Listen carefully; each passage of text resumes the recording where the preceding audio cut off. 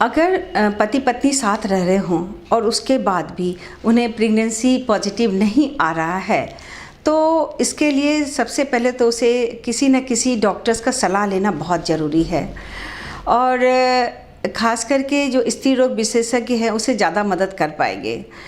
तो सबसे पहले तो पति पत्नी को दोनों को एक साथ एक स्त्री रोग विशेषज्ञ से मिलना चाहिए और उसके बाद उनका अपना एक प्रोटोकॉल होता है ये जानने का कि आखिर इन्हें बच्चे होने में अगर समस्याएं आ रही है तो उसका सबसे बड़ा कारण क्या है। तो जो हमारा जांच करने का जो प्रोटोकॉल होता है वो सबसे पहले होता है कि पति के लिए एक जांच करा दें और उसके बाद साथ ही साथ पत्नी का जांच कराते हैं। देखा जाए तो पति और पत्नी दोनों ही बच्चे जन्म देने के लिए बराबर के भागीदार होते हैं, लेकिन पुराने ज़माने में ऐसा था कि अगर बच्चे नहीं हो रहे हैं तो सारा का सारा जो कारण या जो समस्या का जो सबसे बड़ा जो भुक्तभोगी होता था वो महिलाएं होती थी कि इसी में कोई ना कोई प्रॉब्लम है इसीलिए बच्चे नहीं हो रहे हैं। ऐसी बातें नहीं है, दोनों ही दंपति पुरुष और स्त्री बराबर के भागीदार होते हैं। तो हमारा जो प्रक्रिया शुरू होता है वो दोनों का जांच से शुरू होता है। सबसे पहले तो हम दोनों के लिए एक बेसिक टेस्ट कराते हैं। पति के लिए एक जांच कराते हैं कि उनमें जो शुक्राणुओं की जो संख्या है उसकी जो क्वांटिटी या क्वालिटी ये दोनों हमारा एट पार जो रेंज है उसके अंदर आता है कि नहीं।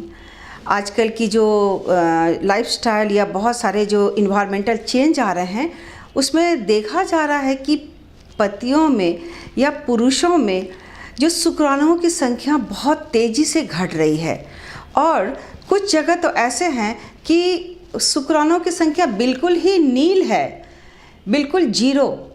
तो ऐसे कंडीशन में हमारा एक इंडिकेशन होता है कि जो भी समस्या है ज़्यादातर वो पुरुषों में है और उसके लिए हमारे पास बहुत सारे ऑप्शन आते हैं। आज के दिन में जो टेक्नोलॉजी इतनी एडवांस हो गई है कि अगर संख्या पुरुषों में शुक्राणुओं की कम हो रही है तो उसे मुझे क्या इलाज करना चाहिए। तो पहले तो हम जांच करके पता कर लेते हैं। अब हम आते हैं महिलाओं की जांच पर। तो महिलाओं का जो मुख्य जांच होता है वो 4-5 जांच जो काफ़ी इम्पॉर्टेंट होता है, क्योंकि उसके बिना हम ये निश्चित नहीं कर पाते हैं कि आखिर वो कौन सा कारण है जो उन्हें माँ बनने से वंचित कर रहे हैं। उसमें सबसे पहला जो कारण आता है उसमें अंडा बनने की जो उनकी क्षमता है उसके शरीर में वो सही है कि नहीं। तो उसके लिए हम लोग एक खून का जांच कराते हैं जिसे AMH बोलते हैं। और दूसरा है कि ट्यूब जो है, जो बच्चे हैं वो 100% बच्चे ट्यूब में बनते हैं, उसके बाद वो जाकर बच्चेदानी में वो शिफ्ट होते हैं। लेकिन अगर किसी कारण से ट्यूब अगर ब्लॉक हो गया हो तो उसमें स्पर्म और उस साइड्स का फ्यूज़न नहीं हो पाता है और इसके कारण बच्चे ट्यूब में बन नहीं पाते हैं। तो एक जो टेस्ट होता है जिसे बोलते हैं ट्यूबल पेटेंसी टेस्ट, यानी ट्यूब का जांच करना। अगला जांच है वो जांच होता है हमारा कि यूट्रस का एक अल्ट्रासाउंड, जिस बच्चेदानी में बच्चे को पलना है बढ़ना है तो उसका हम लोग पूरी तरह जांच करते हैं, जिसका जांच अल्ट्रासोनोग्राफी के थ्रू किया जाता है। और उस अल्ट्रासोनोग्राफी में हम ये देखते हैं कि बच्चेदानी का एनाटॉमी तो सही है ना, उसमें जो कैविटी है वो नॉर्मल है या एबनॉर्मल है, बच्चेदानी के अंदर में कोई दीवार तो नहीं है। उसके देखने की प्रक्रिया तो एक अल्ट्रासाउंड है, साथ ही साथ एक दूरबीन से जांच होती है जिसके द्वारा हम ये देखते हैं कि अल्ट्रासाउंड से बाहर की जांच करते हैं और दूरबीन से हम बच्चेदानी के अंदर की जांच करते हैं।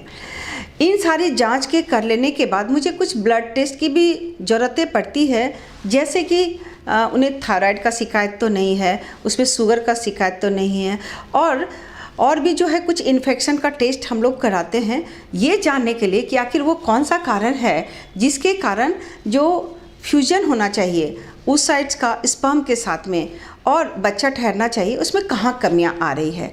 तो इन सारे जांच के तरीके से हम ये पता करते हैं कि महिलाओं में वो कौन सा कारण है और कारण पता होने के बाद हम उस कारणों का उचित निदान कर पाते हैं।